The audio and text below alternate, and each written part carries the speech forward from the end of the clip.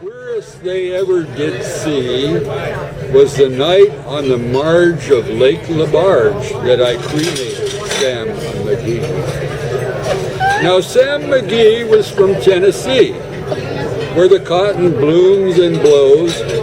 Why he left his home in the south to roam round the pole, God only knows. He was always cold, but the land of gold seemed to hold him like a spell, though he'd often say in his homely way that he'd sooner live in hell. On a Christmas day, we were mushing our way over the Dawson Trail. That's one of the Gold Rush trails. Talk of the cold. Through the parka's fold it stabbed like a driven nail. If our eyes we'd close, then the lashes froze, till sometimes we couldn't see.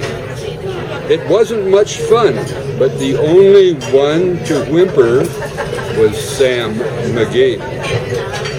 And that very night, as we lay packed tight in our robes beneath the snow, and the dogs were fed, and the stars o'erhead were dancing heel and toe, he turned to me, and Cap, says he, I'll cash in this trip, I guess. And if I do, I'm asking that you won't refuse my last request. Well, he seemed so low that I couldn't say no. Then he says with a sort of moan, it's the cursed cold, and it's got right hold till I'm chilled clean through to the bone. Yet 'tain't being dead, it's my awful dread of the icy grave that pains. So I want you to swear that, foul or fair, you will cremate my last remains. Now a pal's last need is a thing to heed, so I swore I would not fail. And we started at the streak of dawn, but God, he looked awful pale. He crouched on the sleigh and he raved all day. Sam McGee on his sled. Because he wouldn't allow himself to be cremated. The trail was bad and I felt half mad, but I swore that I would not give in. And I'd often sing to the hateful thing, and it hearkened with a grin, till I came to the marge of Lake LaBarge, and a derelict there lay.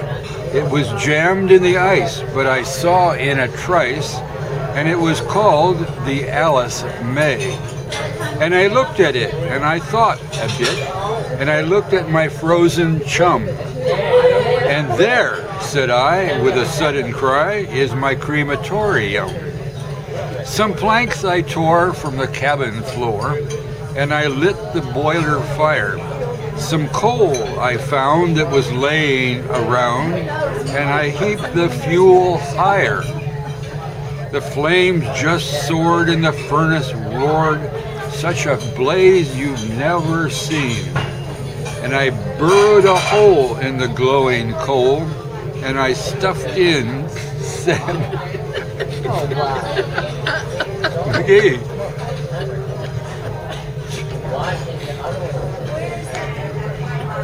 Then I made a hike, for I did not like to hear him sizzle so. And the heavens scowled, and the huskies howled, and the wind began to blow. It was icy cold, but the hot sweat rolled down my cheeks, and I didn't know why. And the greasy smoke in an inky cloak that went streaking down the sky. I don't know how long in that snow I'd wrestled with grisly fear, but the stars came out and they danced about ere again I ventured near. I was sick with dread, but I bravely said, I'll just take a peep inside. I guess he's cooked and it's time that I looked. Then the door I opened wide. And there was sat Sam, looking cool and calm in the heart of the furnace roar. And he wore a smile you could see a mile. And he said, please close the door. It's fine in here, but I greatly fear that you'll let in the cold and the storm. Since I left Plumtree down in Tennessee, it's the first time I've really been warm. There are strange things done in the midnight sun by the men who moil for gold. The Arctic trails have their secret tales that would make your blood run cold.